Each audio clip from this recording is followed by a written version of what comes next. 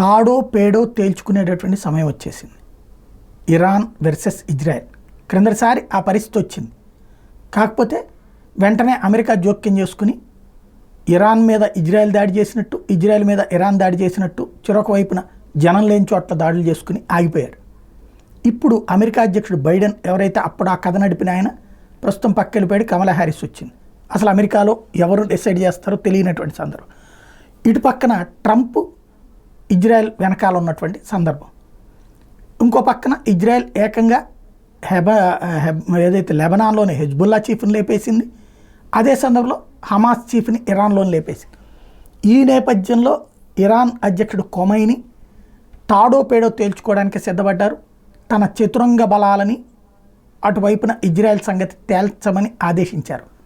మరి యుద్ధం పరిపూర్ణంగా చేస్తారా, సంపూర్ణ యుద్ధం వైపుకి వెళ్తారా? ఇరాన్ల మధ్య యుద్ధం దాదాపు 7-8 ఏళ్ళు నడిచింది. ఆ తర్వాత ఇద్దరు కాంప్రమైజ్ అయినటువంటి పరిస్థితి. అట్లాంటి స్టేజ్ ఇజ్రాయెల్ వర్సెస్ ఇరాన్ నడుస్తుందా లేదా అంతర్జాతీయ శక్తులు ఆపుతాయా చూడాలి.